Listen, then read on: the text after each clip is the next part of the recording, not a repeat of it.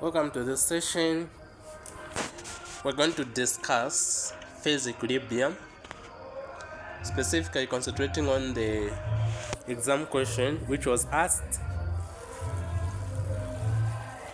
On this question, that was question 2, the vapor pressure of a substance is 32 at 250 Kelvin. Calculate the enthalpy of vaporization if the vapor pressure at 250 K is 152. So this question was coming from vapor pressure, so we need to apply the concept of vapor pressure.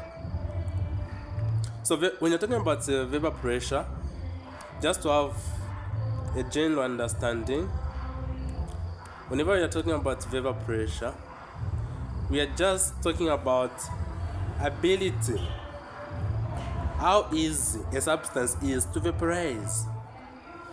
Ability to what? To vaporize or change into what? Into a gas, right? So that is what vapor pressure is. How easy a substance is to vaporize. So before we can answer this question, let's collect some data. Okay? So from this question, we've been given that the vapor pressure of a substance is that. So vapor pressure, we're going to say P1 is 32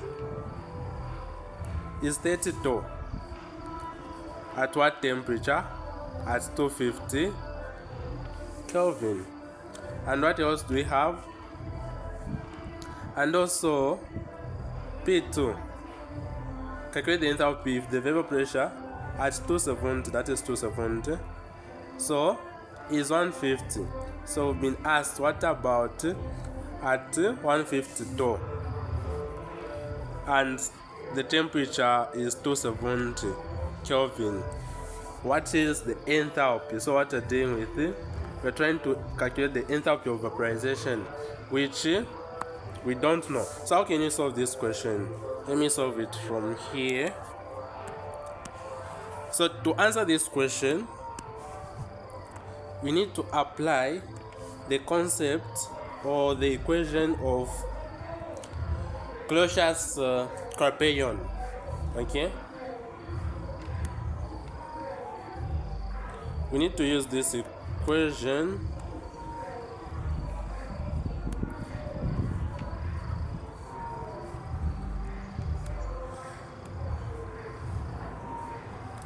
We need to apply Clausius-Clapeyron equation. Okay? So according to Clausius-Clapeyron equation, we say ln of pressure to ln of ln or natural log of pressure 2 over pressure 1 is simply equal to the negative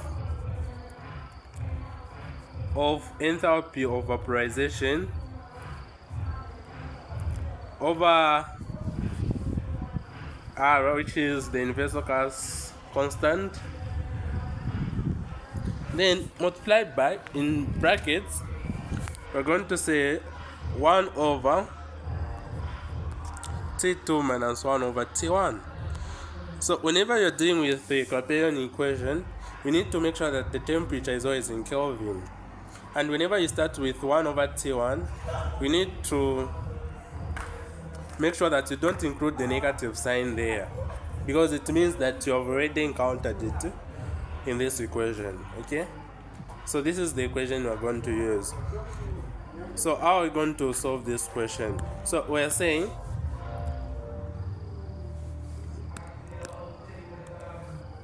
natural log of K2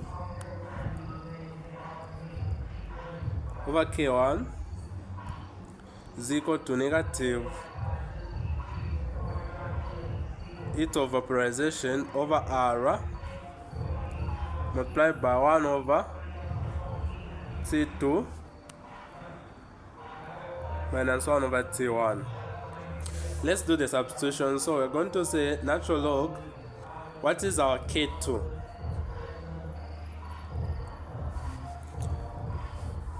Not even K2, we're not dealing with linears here, so excuse me for that. Here we're dealing with the pressure, vapor pressure, so it should be P2 over P1. So what is our P2? From the data here, our P2, that is the vapor pressure 2, is 150. So then we're going to say 150, natural log of 150. Our P1 is what? Is 30. So we're going to say 30 there is equal to negative delta heat of vaporization. Our gas constant, in this case we use 8.3145, okay? That is the one we use since we are dealing with energy. So we use for the one with joules. Then multiplied by 1 over. Then our T2 we said, so this is temperature. The first one is temperature 1, which corresponds to P1. So the temperature 2 is 270. Okay? So we're going to say 1 over 270 minus 1 over. Then what is our temperature 2? It is 250, right? 250. So 1 over 250. Then at this point now, you can do your algebra to find the value of change in vaporization, heat of vaporization. So this is simple ln 150 divided by 30, that should give 5. So ln 5 is equal to, so at this point you can punch everything here. So let me say 1 divided by 270 minus 1 over 250 to see what the answer is going to be. Okay, so the answer I'm getting is, so it will be negative delta V HV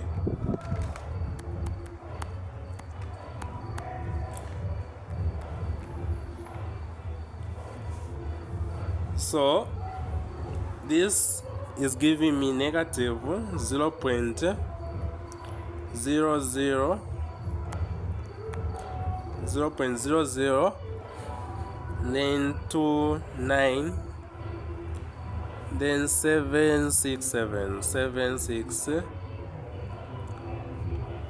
another 6 then 7. Mind you, we are dividing this by the universal gas constant, which is 8.3145. okay,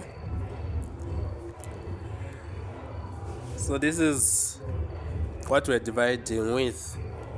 So I can get rid of this part here.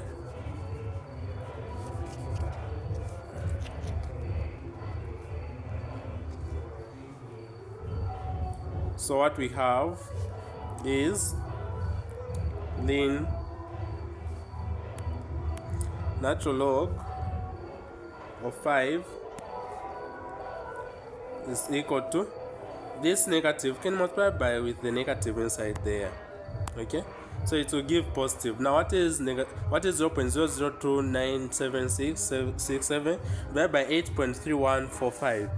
So it is giving, so it will be 0.0000 again, then 35801, then delta heat of vaporization.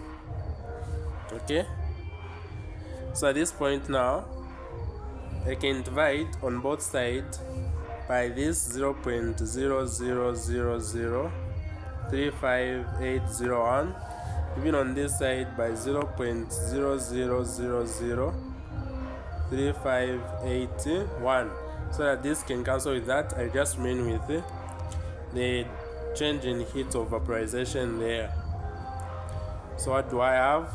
Change in heat of vaporization, like that, to be equal to ln 5 divided by 0.0003581. So it's giving the answers negative 44955.09, and this is in joules per mole. Okay, this is changing heat of vaporization. So I can even convert this in kilojoules by just dividing by 1000. Okay, that's what I can do. So in kilojoules it will be change in heat of vaporization will be equal to, so it will be negative 4 point divided by 1000, so it will be 0.96. We just round it off to 96. Okay, negative 44.96. Then it will be now in kilojoules per mole. So this is how you can apply Clausius-Clapeyron equation in order to find the change in the heat of vaporization. Thank you for watching. If you found this video to be helpful, don't forget to comment, like, share and subscribe.